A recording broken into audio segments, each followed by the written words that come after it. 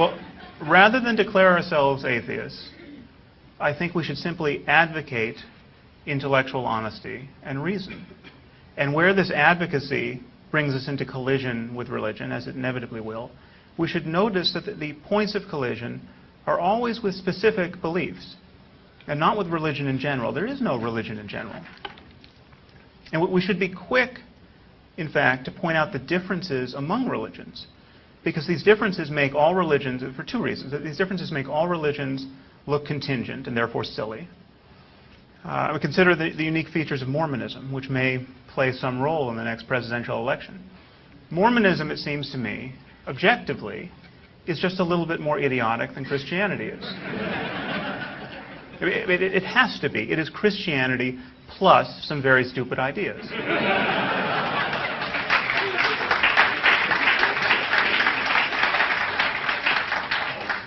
For instance, the Mormons think that Jesus is going to return to earth and administer his 1,000 years of peace at least part of the time from the state of Missouri. Now, why does this make Mormonism objectively less likely to be true than Christianity? Because whatever probability you assign to Jesus' coming back, you have to assign a lesser probability to his coming back and keeping a summer home in Jackson County, Missouri. Mitt Romney, if he wants to be the next president of the United States, should be made to feel the burden of our incredulity. We can make common cause with our Christian brothers and sisters on this point. Just what does the man believe? The world should know about it, and it is almost guaranteed to be embarrassing even to most people who believe in a biblical God.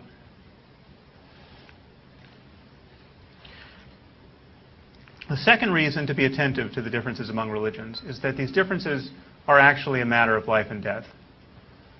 There are very few of us who lie awake at night worrying about the Amish. This is not an accident. While I'm convinced that the Amish are mistreating their children by not educating them adequately, they are not likely to hijack aircraft and fly them into buildings. Consider how we as atheists are constrained to talk about Islam. And Christians often complain that atheists balance, and the secular media generally, balance every discussion of Islam with a discussion of extremist Christianity. The usual mode is to say, well, they have their jihadists, but we have people who kill abortion doctors. Okay, I think our Christian neighbors, even the craziest of them, are right to be outraged by this pretense of even-handedness. The truth is that Islam is quite a bit scarier and more culpable for needless human misery at this moment than Christianity has been for a very, very long time. And we have to point this out. Now, you might remember that Thomas Friedman recently wrote an op-ed from Iraq noticing that some Sunni militias were fighting alongside American troops against al-Qaeda, and he asked a Sunni militant why he was doing this. And the militant said that he had recently seen an al-Qaeda member decapitate an 8-year-old girl.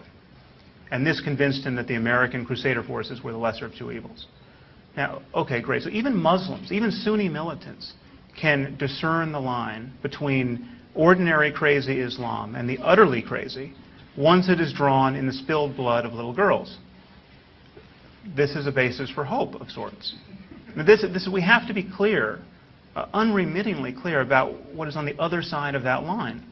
I mean, this is what we and the rest of the civilized world and the semi-civilized world are facing. Utter religious lunacy and barbarism in the name of Islam with, I'm happy to say, some mainstream theology to back it up.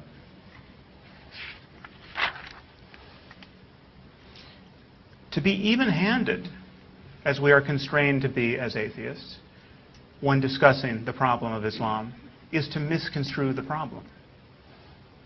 The refrain that all religions have their extremists is bullshit. All religions don't have these extremists. Some religions have never had these extremists.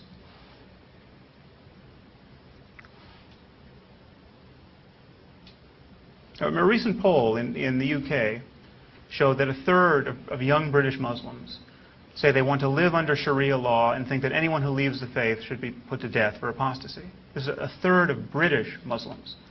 68% of British Muslims think that their neighbors who insult Islam should be arrested and prosecuted.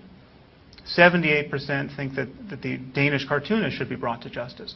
These people do not have a clue about what constitutes a civil society.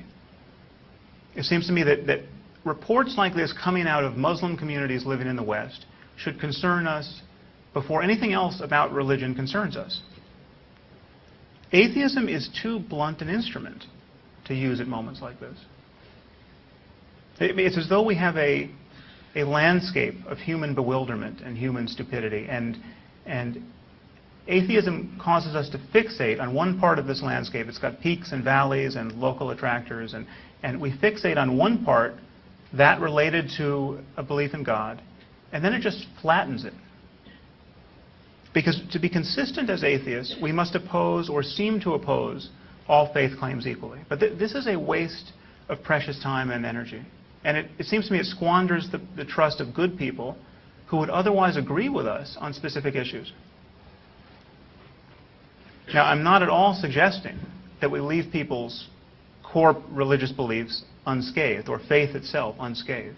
I'm still the person who writes articles with rather sweeping titles like "Science Must Destroy Religion." But what I am saying is we have to be attentive to necessary and useful differences among religions. Another problem with calling ourselves atheists is that every religious person thinks he has a knockdown argument against atheism.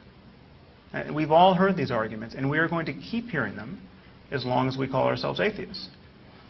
We've all heard the argument that the atheist can't prove there is no God. Or as Rick Warren put it when I debated him for Newsweek, a rational person like him doesn't have enough faith to be an atheist. Because the idea that the universe could be created without a creator is the most extravagant faith claim of all.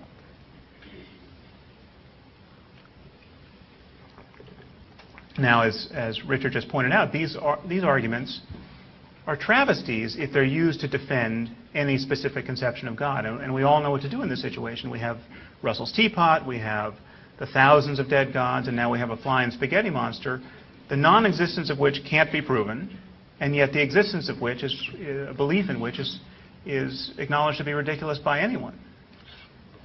The problem is we have to keep having the same argument over and over again. So too with the greatest crimes of the 20th century argument. How many times are we going to have to counter the charge that Hitler, Stalin, and Pol Pot represent the end game of atheism? I got news for you. This meme is not going away. I argued against it in The End of Faith, and it was immediately thrown up at me in reviews of the book as though I had never mentioned it. So I mentioned it again in the afterword to the paperback of The End of Faith. And this did no good whatsoever. So then I brought it up again. At the risk of boring all of you, I brought it up again in Letter to a Christian Nation. And Richard did the same in The God Delusion. And Christopher took a mighty whack at it in God Is Not Great. I think this argument will be with us for as long as we call ourselves atheists. And it really convinces people. It really convinces liberals and moderates. It even convinces the occasional atheist. Why should we stand obediently in the space provided? Why should we stand in the space carved out by the conceptual scheme of theistic religion? I mean, it's as though our opponents, before any debate, have drawn the chalk outline of a dead man on the sidewalk, and we just walk up and lie down in it.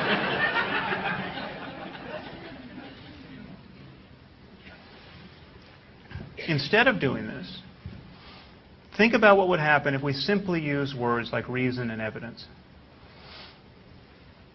Now, what is the argument against reason? It's true that certain people will bite the bullet here and say that reason is itself a problem and the Enlightenment is a failed project, but the truth is very few people are comfortable admitting to being enemies of reason. Even among fundamentalists, I would say especially among fundamentalists. They imagine themselves to be champions of reason. They think they have very good reasons for believing in God. Nobody wants to believe things on bad evidence. The desire to know what is actually going on in the world is very difficult to argue with. And insofar as we represent merely that desire, we become difficult to argue with.